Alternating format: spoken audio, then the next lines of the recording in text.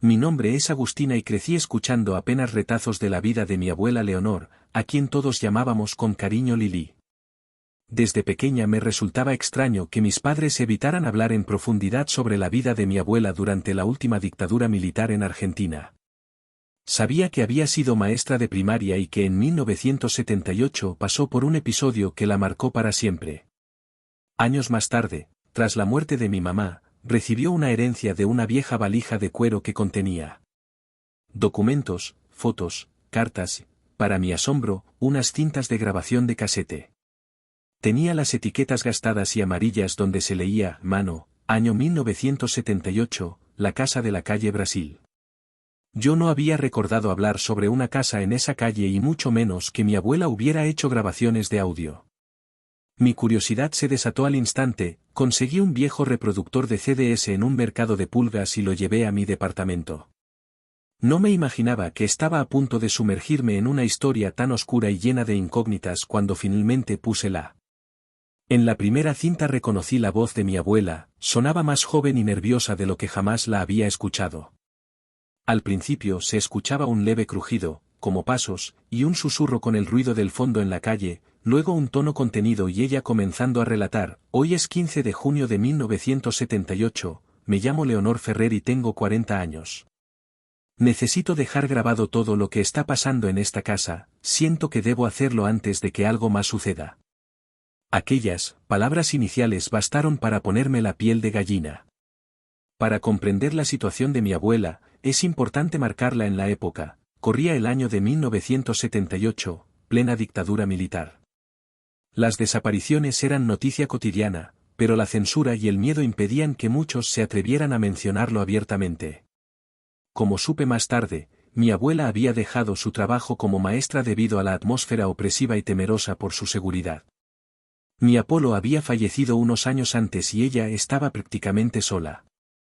Fue en ese contexto que aceptó el ofrecimiento de alquilar una vieja casona a bajo precio en el barrio de San Telmo, específicamente sobre la calle llamada Brasil. En la segunda cinta, mi abuela explicaba cómo había llegado a su arreglo. La casa le pertenece a un hombre llamado Esteban, alguien que, según ella, tenía conexiones con gente poderosa entre comillas. Por razones que no comprendí del todo, él alquiló la propiedad a un precio irrisorio con las condiciones de no haber demasiadas preguntas, no hagas ruidos ni te mezcles con extraños, le había dicho Esteban. La urgencia de mi abuela, por conseguir un lugar donde vivir, la llevó a firmar sin detalles. Lo que no imaginaba es que aquella casa guardaba secretos que incluso el régimen militar desconocía. O tal vez lo sabían y la habían elegido a ella, consciente o inconscientemente, como testigo de algo escalofriante. Mi abuela relató en las primeras cintas la impresión que tuvo, la entrada, por primera vez, era una con antigua de estilo colonial tardío con patios internos y pasillos largos. Al parecer, la estructura había sufrido daños y reparaciones menores a lo largo de las décadas y algunas secciones parecían abandonadas, un comedor con muebles polvorientos, un altillo inaccesible y paredes que a veces sonaban huecas. Leonor se instaló en la habitación principal en la planta alta y cerró con llave las partes que no pensaba usar. A menos que recibiera visitas de sus hijos o conocidos, la primera noche de una raba apenas pudo dormir, la casa crujía como si estuviera viva, con la madera del piso y el techo ajustándose al frío de junio. También escuchó pasos difusos, aunque quiso convencerse de que venían de la. Así mencionaba en la cinta un detalle inquietante, alrededor de las 2 de la mañana escuchó un susurro que provenía de abajo. Era como una voz o un gemido, decía mi abuela en un tono alterado. Pero cuando encendí la luz y bajé a inspeccionar, no encontré a nadie.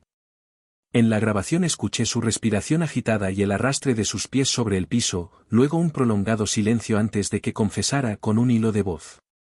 Vi una sombra moviéndose junto a la pared, pero al acercarme, desapareció, intercalado con esos anécdotas paranormales. Mi abuela contaba también la atmósfera asfixiante que se vivía en Buenos Aires, los controles policiales, esto que el te queda, oficiales, el miedo constante de toparse con un operativo clandestino.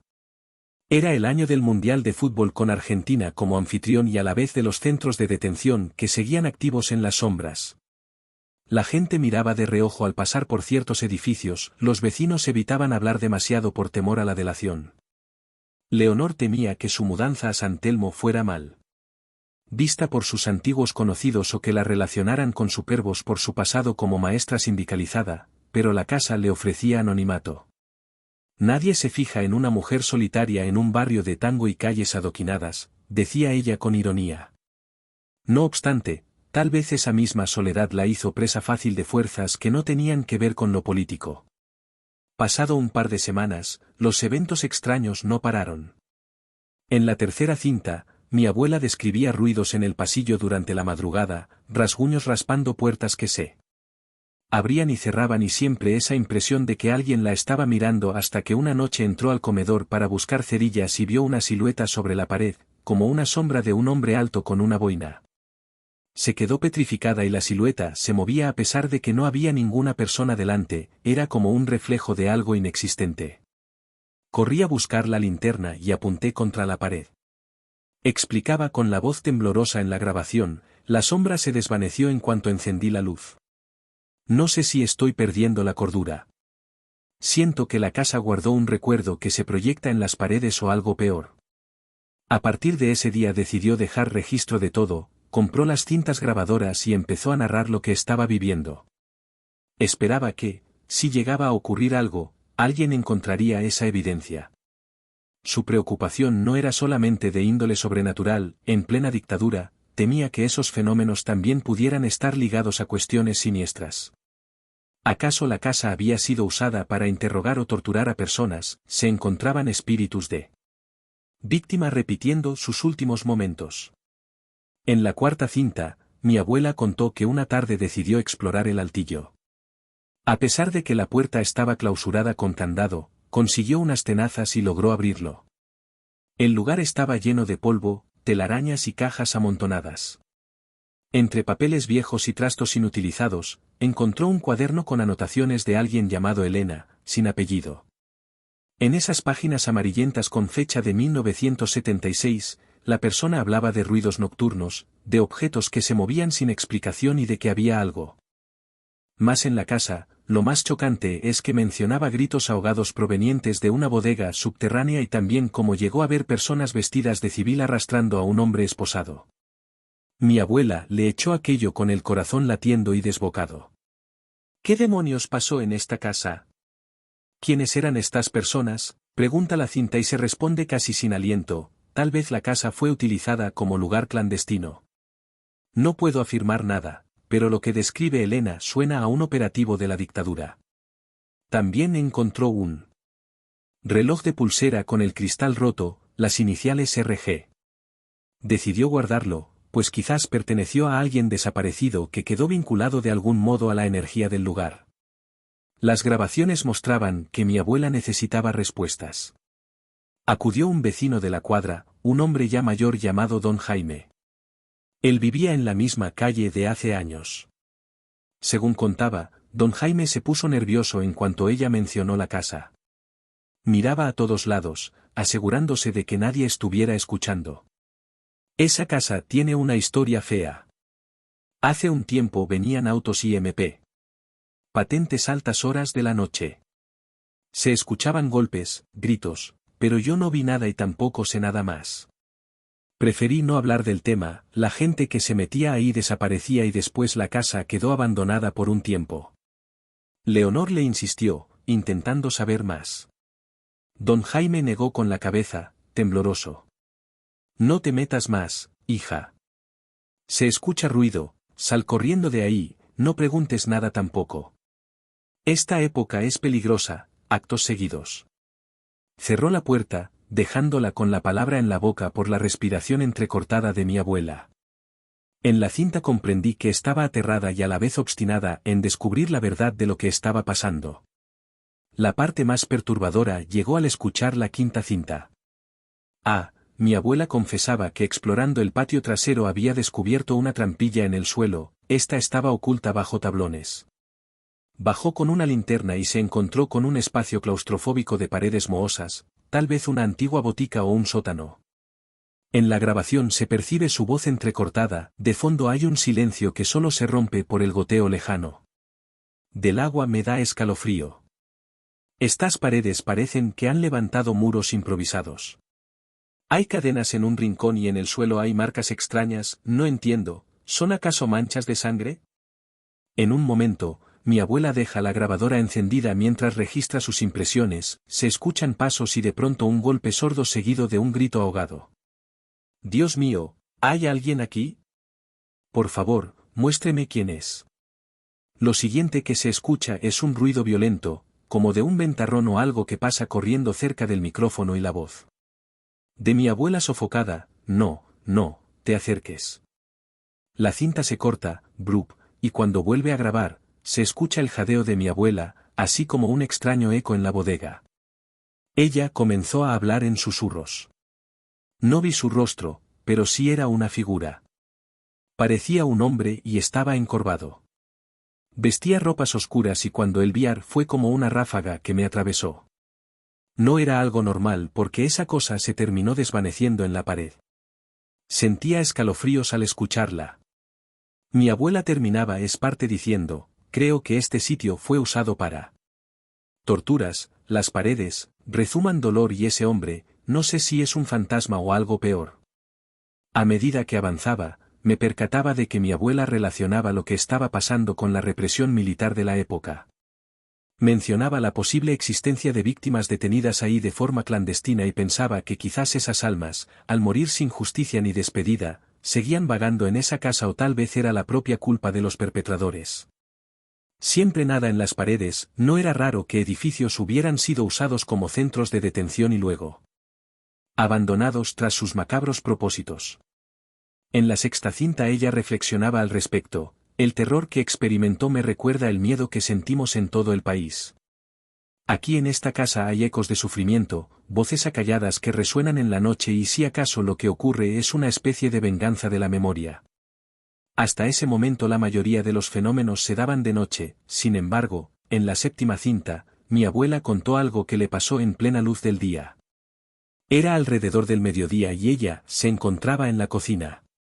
De pronto sintió un tirón de dobladillo del vestido como si alguien pequeño le estuviera jalando la ropa, pensando que tal vez era su imaginación, continuó guardando la comida. Entonces el tirón se repitió con más fuerza, haciéndola perder el equilibrio. Cayó al suelo golpeándose la rodilla y juró ver la sombra de una niña corriendo hacia el pasillo. Leonor soltó la cuchara que tenía en la mano y salió corriendo. Atrás de esa figura no encontró nada, pero escuchó un llanto infantil que se desvanecía al final del corredor. Para ella, esto fue devastador, pues confirmaba que entre las víctimas quizás había menores. Es demasiado cruel imaginarlo, dijo con la voz quebrada, desesperada. Mi abuela decidió enfrentar a Esteban, el hombre que le alquiló la casa. Logró contactarlo, los citó a un bar cercano ya que no quería exponerlo a entrar al lugar. En la octava cinta narra parte de la conversación que tuvo con él. Leonor le reclamó por no advertirle la historia de la casa. Esteban, nervioso, negó al principio, argumentando que no sabía nada de fantasmas ni tampoco de las actividades clandestinas, pero ante la insistencia de mi abuela terminó por confesar que sus superiores, que no quisieron dar nombres, habían usado la casa para reuniones discretas, eso hace un par de años atrás, y que él solamente estaba obedeciendo órdenes. Declaró que cuando todo terminó, la abandonaron, nadie volvió a mencionarla. Se encogió de hombros y le lanzó una mirada de lástima. No. Estás cómoda, mejor vete. La gente que pregunta demasiado desaparece, el honor. No te metas en líos, te lo digo por tu propio bien. Ella le preguntó si se refería a un peligro político o algo más siniestro. Esteban guardó silencio, dejó unos billetes para la cuenta, marchándose con prisa, dijo, haz lo que quieras, pero te aconsejo que no te quedes. Fue lo último que le dijo antes de perderse entre la multitud. Las dos últimas cintas eran las más estremecedoras, al escucharlas, sentí mi propio corazón acelerándose. Mi abuela sonaba acotada, con la voz ronca y adolorida, decía que planeaba marcharse en cuanto reuniera dinero para otro alquiler, ya que no quería hacer una carga para sus hijos que recién estaban haciendo su vida, pero esa última noche. Algo pasó que se salió todo de control. Descubrió cómo alrededor de la medianoche los ruidos habituales en la casa se hicieron atronadores golpes, lamentos, pasos corriendo por el pasillo. Tomó la grabadora y encendió las luces, pero éstas parpadearon como si la electricidad estuviera fallando. Entonces un gélido viento recorrió cada cuarto. El comedor quedó en penumbras. Al fondo, ella vio varias figuras, siluetas oscuras de hombres y mujeres inmóviles. Sus rostros no se distinguían bien, pero parecían cargados de sufrimiento. Sus ojos eran vacíos. Miraban y sentían un dolor indescriptible, relataba con la voz temblorosa. Lo peor fue que escuché una voz femenina, como si viniera detrás de mí, que me estaba diciendo que no los olvidara. Traté de salir, pero la puerta estaba trabada, se oían golpes, como si mi abuela estuviera forcejeando con la puerta de la entrada, luego un llanto que me partió el alma, finalmente un silencio prolongado interrumpido por susurros múltiples. Al cabo de un rato, se percibió una voz rota: «Por favor, déjeme salir, no fui yo quien les hizo daño, yo. Solamente me quiero ir. Lo siento mucho». En la novena y última cinta, la voz de mi abuela suena cansada, con un dejo de alivio explica que de algún modo logró salir. Cuando la puerta finalmente se dio al amanecer, corrió hasta la calle, y sin mirar atrás, se refugió en la casa de una amiga. «No puedo quedarme un día más, no me importa perder el depósito», dice con determinación. Asegura que no denunciará a nadie, pues teme que si denuncia, ella terminará involucrada en algo que la dictadura no le perdonaría. Sin embargo, su esperanza era que algún día esas cintas sirvieran para que el mundo entendiera que esa era un lugar maldito. «Me marcho a otro barrio con lo que tengo, pero prácticamente no sé si podré dormir o si me persiguen esas visiones. Rezo para que todo acabe. Y si alguien encuentra esto en el futuro, sepa que en la calle Brasil en San Telmo quedó atrapado el dolor de quienes no merecían desaparecer». Ahí termina la última grabación. Después de escuchar las cintas, estuve investigando por mi cuenta, revisé registros de la época, traté de encontrar referencias de esa casa en la calle Brasil. Fue complicado, ya que muchas direcciones fueron modificadas o renumeradas. Descubrí un par de testimonios que hablaban de un lugar en San Telmo donde aparecían fantasmas, todo esto vinculado a la dictadura, pero nada concreto. Algunos decían que la casa fue vendida en varias ocasiones y otros mencionaban que todavía seguía de pie, deshabitada. Sentí pena por mi abuela, imaginando su desesperación. Ella había cargado con esos recuerdos durante el resto de su vida y quizás fue parte de lo que se le asumiendo una tristeza silenciosa que yo notaba en mi infancia. Ahora entiendo que no solamente era la incertidumbre política, sino también la experiencia de haber habitado en un sitio impregnado de sufrimiento. No encontré documentos que confirmaran la existencia de ese supuesto centro de tensiones. He sabido que durante la dictadura hubo muchas casas operativas extraoficiales, tal vez la de la calle Brasil fue una más de estas. Quizás los que las usaron las abandonaron sin dejar rastro oficial, pero las presencias que mi abuela describió los lamentos. Las sombras me hacen pensar que hay realidades que trascienden la burocracia y el registro formal. Hoy escucho con cariño, con miedos, las cintas, intentando honrar la memoria de mi abuela y de quienes posiblemente fueron víctimas en aquella casa. En Argentina todavía hay heridas abiertas, nombres de personas que nunca aparecieron en listas oficiales y sitios que se convirtieron en silencios, testigos de la barbarie. Me gusta pensar que, al grabar su testimonio y conservar estos detalles, quiso aportar su granito de arena para que no se olvidara de lo sucedido. De algún modo, la Casa del Olvido se transformó en un lugar de la memoria, un recordatorio de lo que pasa cuando el terror se impone y la justicia no. Tiempo, y para quienes me pregunten si creo en fantasmas, voy a contestar con cautela: creo que hay lugares donde el dolor se fija en las paredes y las voces del pasado pueden resonar exigiendo ser escuchadas. Y si algo aprendí de lo que vivió mi abuela, es que el olvido es el peor enemigo de la verdad. Solo recordando podemos liberar, o al menos aliviar a quienes quedaron atrapados en la penumbra de la historia.